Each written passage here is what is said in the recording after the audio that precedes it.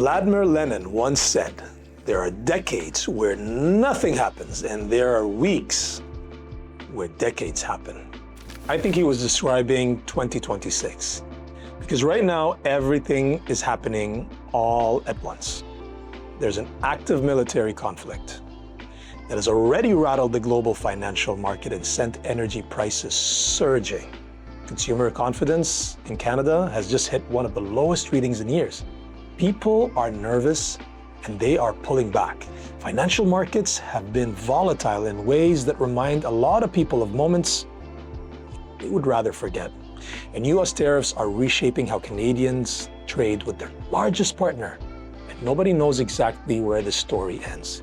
Gas prices are surging at the pumps, the kind of surge you feel immediately every single week.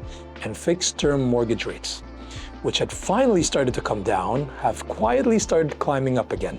Now drop all of that on top of what's supposed to be the spring real estate market, historically the busiest, most competitive, most anticipated time of the year in the GTA.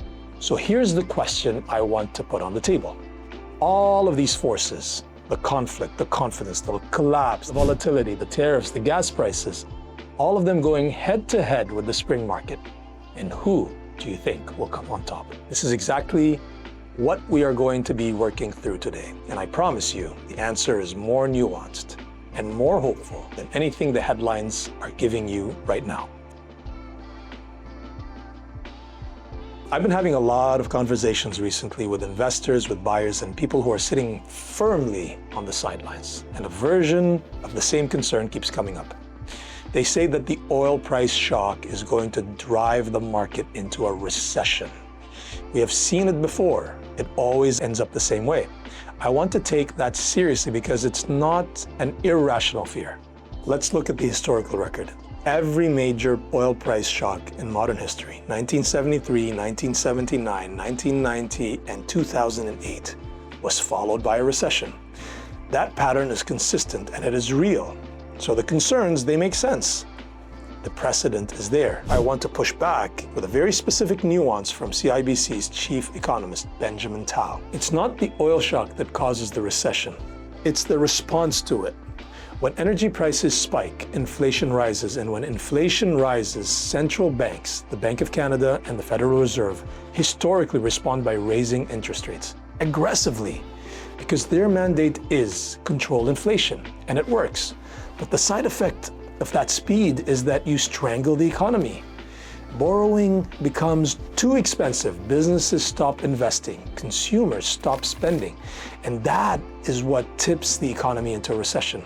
The oil shock lights the match, but the central bank's rate response is what burns down the house.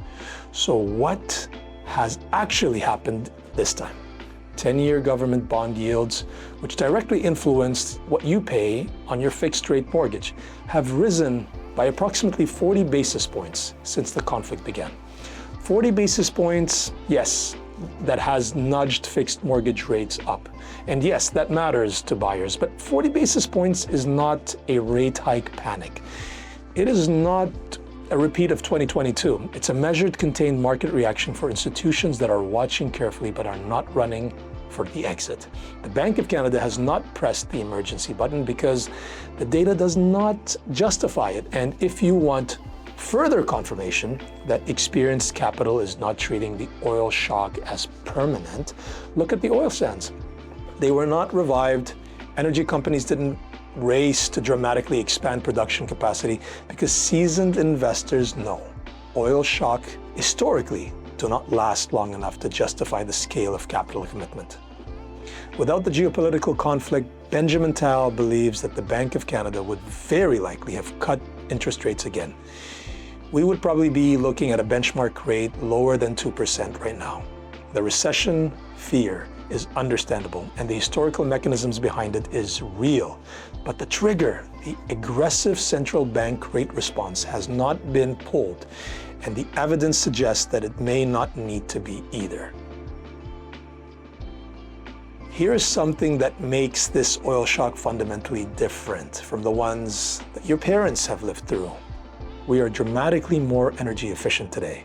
than we were in 1973, 1979, or even 2008. The US economy today uses roughly half the energy per dollar economical output compared to 30 years ago. And Canada tells a nearly identical story. What that means in practical terms is that the same oil price spike that devastated the economy in the 70s does not necessarily carry the same destructive weight today.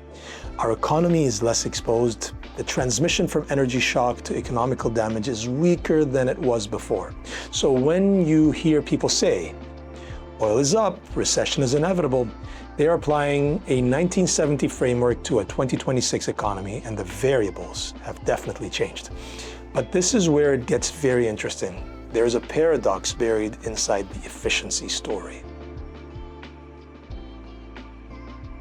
Energy became dramatically cheaper and more efficient over the past 3 decades. And what did people and businesses do with that saving? They used more energy. Better fuel economy in cars meant that people drove more cars, and more efficiency in appliances meant that people bought more of them. Lower heating costs meant people built larger homes. The saving from efficiency did not go into reserves. They went straight back into consumption. And here's the critical consequence of the pattern. We have baked energy savings into the price of everything. It is embedded in how we manufacture goods, how we grow our food, how we ship products, how we heat buildings. Energy efficiency is not a buffer that we hold in reserve. It's already spent, which means that when energy prices spike, we feel it everywhere, immediately, including the place most people feel it most personally: food. Food prices right now are approximately 20% higher than they would be if COVID had never happened. 20% above the long-term trend. That is not a rounding error. And the real money coming off the table of every Canadian family every single week. And here is why it is likely to continue rising in the near term. Farming is deeply energy intensive. Fertilizers, which essentially is what grows the food on your plates, is manufactured primarily from natural gas. When energy prices spike, fertilizer costs spike, and farmers who had already operated on margins that most people would find shocking cannot absorb that indefinitely. They pass it on to the distributors. The distributors will then pass it on to the grocery stores, and the grocery stores will pass it on to you. Food prices going higher, even from levels that are already 20% above what it should be. Now, before this lands as pure alarm, here is an important counterweight. Before the oil shock hit, Canada's core inflation had returned almost back to 2%, the Bank of Canada's official target. After years of painful COVID inflation fighting, we had essentially done the job. The labor markets had also fully normalized. The extreme imbalance of 2021 and 2022. Wage pressures had significantly eased. So the Bank of Canada is navigating a specific contained inflation risk, not a broad-based wage and spending spiral like 2022. There is a very different and much more manageable problem. And there is one more piece to this picture, the one most people are not connecting properly. Everyone is worried about tariffs. I understand why. The headline makes it sound like Canada is being dismantled one trade barrier at a time. But I want to show you a number, and actually, before I say it, I want you to look at this chart for a moment. 93%. That is the share of US tariff costs being absorbed by American companies and American consumers, not by the countries being tariffed. The US import price index has barely moved because American firms have been eating the cost rather than raising prices and losing customers. The intended weapon of tariffs is being turned back on the company that deployed it. Now, where does Canada sit specifically? Canada escaped a broad sweep of US tariffs. Our effective tariff rate sits at approximately 4%.